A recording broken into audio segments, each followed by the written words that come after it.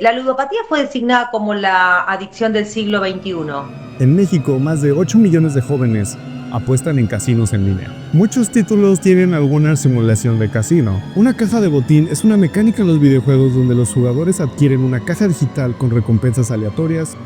Y un dato de los más preocupantes para nosotros es que el 60% de los niños que habían comprado en el momento 1 habían comprado también en el momento 2. ¿Eso qué quiere decir? Pues que no solamente compran mucho, sino que los que compran repiten 5 o 10% que gasta una cantidad desmesurada para la edad que tiene y las posibilidades. Entre 3 y 5% gastan más de 100 euros. Sin embargo, existe una categoría de juego donde las mecánicas de azar ya no son un complemento, son la idea principal. Estos juegos son conocidos como Social Casino Games. You can win chips, but even if you do win, you cannot convert your winnings back into real world money again. So it's literally worse than traditional gambling because there's no possibility of you ever winning.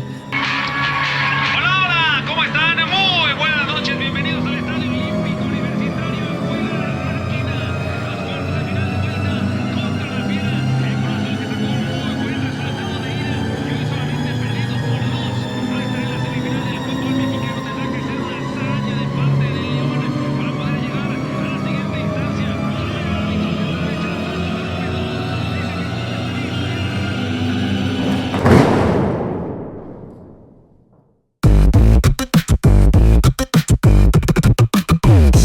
Si en los últimos 10 o 15 años has seguido deportes en internet, en la tele o en el estadio, te has dado cuenta de un anunciante que es cada vez más presente. Casinos en línea. No importa el deporte, vas a ver algún anuncio. Se están volviendo parte de nuestros eventos favoritos. Por ejemplo, en Brasil, el 70% de los equipos en primera división tienen algún anunciante de algún casino. Las grandes cadenas deportivas tienen programas dedicados a hablar de apuestas, y algunas casas ya se dedican a transmitir partidos. Por mucho tiempo las grandes ligas de Estados Unidos evitaban vincularse con Las Vegas, pues temían ver a sus competencias manchadas por match fixing, como en 1919 cuando la mafia italiana metió a 8 jugadores a las Medias Blancas de Chicago para asegurar que Cincinnati ganara la Serie Mundial y obviamente salir arriba en las apuestas. Pero ahora en Las Vegas hay un equipo de la NFL, de la MLB y tienen su propio torneo de la NBA. Además de que FanDuel, una casa de apuestas en Estados Unidos, tiene derechos de transmisión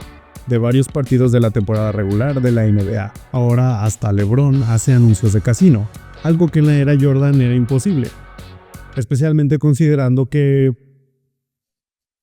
pues él era un vendidazo, no sé qué más decirles. Esto también ha llevado a que varios jugadores apuesten en sus propios partidos, como el caso de Sandro Tonali en Newcastle o John Day Porter de los Raptors. Pero la gente joven ya no ve la tele, o cada vez menos que generaciones anteriores. No sé si conoces, en España se hace una encuesta de salud sobre drogas que se hace en estudiantes entre 14 y 18 años, ¿no?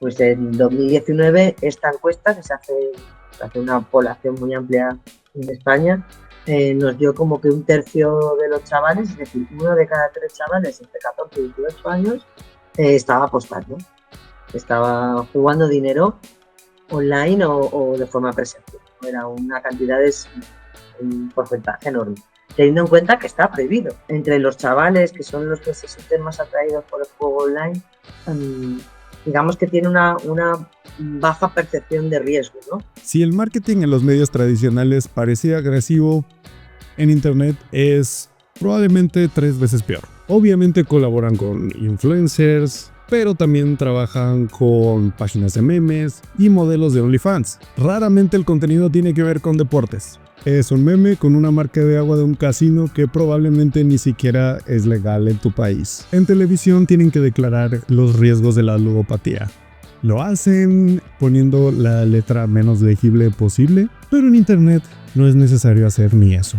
Así como hay que prohibir, regular, pensar en las figuras de los influencers, que es lo que los chicos consumen hoy. Un influencer o alguien en una red social puede decir absolutamente cualquier cosa sabiendo que del otro lado hay alguien que está escuchando y mirando. No se puede endilgar que el tema es el otro. Bueno, si el otro hizo la dieta y se enfermó, yo no tengo la culpa. Yo dije lo... No. El otro hizo algo que no debía hacer, sí, claro, porque no fue al médico, no consultó y creyó en vos que no sabemos quién sos. Ahora bien, vos sos responsable. Vos también sos responsable. Como ya mencionamos, las casas de apuestas tienen sus propios canales de televisión y además tienen sus propias redes sociales. Los directos de gente jugando en casinos en línea eran bastante populares en Twitch. Sin embargo, después de que se volvió un escándalo que varios influencers colaboraban con la página Stake sin declarar que estaban colaborando, Twitch se vio obligado a prohibir los directos de casino para casas de apuesta que no fueran legales en Estados Unidos. El problema es que Stake está registrado en Curazao. Curazao es una pequeña isla a unas cuantas horas de la costa venezolana con 155,000 personas. Sin embargo, es la casa del casino que más generó en 2022, unos 2.500 millones de dólares. Stake lanzó su propia plataforma. Ahí la moderación de contenido es prácticamente nula, lo cual ha dado espacio a que florezcan todo tipo de derechas extremas y los directos de casinos en línea, que son la segunda categoría más popular. El cofundador de Stake, Ed Craven, declaró que reducirían el alcance para directos de casinos en línea. Esperamos lo haga pronto. Una visita rápida a Kik en el modo incógnito nos deja ver que sí, hay gente jugando videojuegos, pero también hay bastantes directos de algún casino. El sitio te pregunta si eres mayor de edad y ya. No hay ni siquiera que iniciar sesión como en otras plataformas. Ahora que entendemos lo agresivo que es el marketing, ¿qué pasa cuando por fin me rindo e instalo una de estas aplicaciones? Bueno, yo ya de hecho soy millonario, nada más denme chance de que pegue este parlay y... Tenido una fase inicial en la que el juego es divertido, no afecta en absoluto, puedo jugar pequeñas cantidades, lo que pasa que en esa fase del juego en la que, bueno, pues lo que pierdo no es importante, pero lo que gano sí que, por ejemplo, en chavales jóvenes me permite tener una vida más autónoma o permite unas actividades de ocio que de otra manera no podría pagarme. No solamente biológica, de que el cerebro de un adulto está más capaz para controlar e inhibir este tipo de comportamientos, sino que también hay una visibilización y una consecuencia.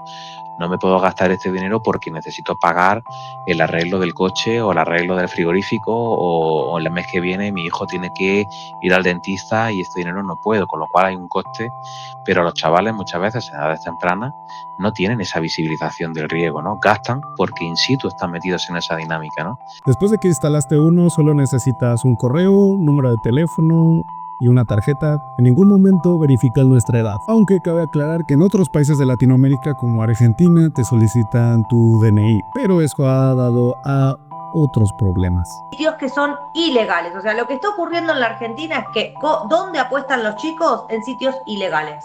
Si quieren entrar a una casa de apuesta legal, que tiene la licencia, se les hace mucho más difícil porque les van a pedir DNI, hay un registro isométrico, ¿no? Hay ciertos controles que por supuesto mostrarían que del otro lado hay un menor de 18.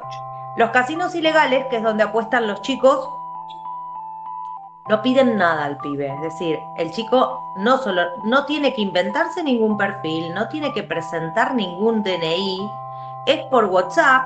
Pues pasamos a la siguiente fase, digamos que es una fase más determinada en la que ya empiezan a aumentar las cantidades y se hace una regla de 3. Si con 1 euro gané 10, pues con 10 euros ganaré 100. Y entonces empiezan a invertir más dinero, empiezan a hacer apuestas más cuantiosas, con mayor frecuencia. Eso supone que, bueno, es posible que las ganancias aumenten, pero la probabilidad de perder aumenta también, por lo cual empiezan a perder más. Y empieza a aparecer ese pensamiento de necesito recuperar. Y ahí es cuando ya algunos frenan y dicen esto no es rentable, y hay otros que, bueno, pues ya entran en una fase más de dependencia y que, bueno, pues empiezan a arriesgar muchísimas más cosas, empiezan a perder mucho más dinero, empiezan a endeudarse, a pedir dinero prestado, a vender objetos suyos o de otras personas, incluso, bueno, pues meterse en problemas legales como, bueno, pues de drogas o incluso estafas hemos visto.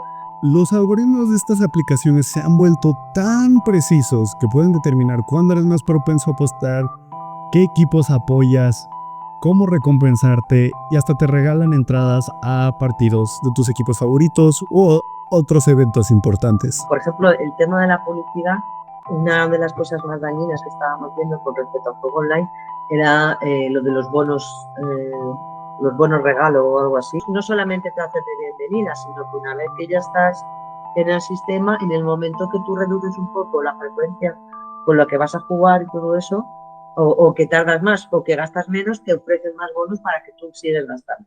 Eso es lo que hace más difícil combatir a la ludopatía comparada con otros tipos de adicciones. Por ejemplo, si es jueves de heroína y yo quiero participar, tengo que encontrar a alguien que me venda, definir un precio, ir al punto, regresar y aplicar. Pero si quiero apostar, solo necesito mi teléfono y me prestas 15,000 pesos. Es tan fácil como coger el móvil y hacer un clic, lo puedes hacer en cualquier lugar, en cualquier momento. Se pone peor con la mecánica de parlay. Estas son varias apuestas que todas tienen que suceder para que pegue. Pero raramente sucede eso, puesto que también las aplicaciones recomiendan la combinación menos probable. Es una mecánica que parece que no desaparecerá, puesto que representa el 56% de las ganancias de los casinos en línea. En el 2019 la gente se gastó unos 9.000 millones de euros.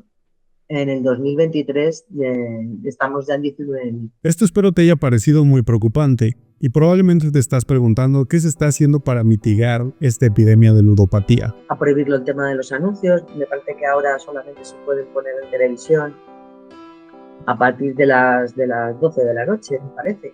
Pero es que antes era incluso, no es horario infantil, pero sí que pues, en horarios de prime time. In Australia, you're right, it's already been implemented since last September. If the game contains loot boxes, it will be rated N, which means not recommended for anyone under 15. But it's not actually a legally enforceable or restrictive. It's just a recommendation. But perhaps providing that recommendation raises awareness about the potential risks, and that's a good thing. De hecho, bueno, nosotros aquí, no sé si en México lo tenéis también, hay la Dirección General de Ordenación del Juego, que son los que se encargan más o menos de gestionar el tema del juego, pues permitir licencias y todo esto, buscar problemas, pues hace unas estadísticas y una de las estadísticas que hace, una de las cosas que hace es que permite autoprohibirte el acceso al juego. No sé si vosotros tenéis algo parecido. Y en México... Ok, vamos a checar. No, tiene rato. Ok, ¿qué dice Sheinbaum? Y no, en este momento no hay una ley nueva. Es cierto, data de hace mucho tiempo, pero no tenemos todavía una propuesta. Pues nada, no estamos haciendo nada. El último decreto a la Ley Federal de Juegos y Sorteos fue sobre máquinas tragamonedas, pero no ha hecho ninguna actualización en el ámbito digital. Digo, es una ley publicada en 1947. En aquel entonces era un poquito difícil imaginar qué tan accesibles iban a volver los casinos en línea.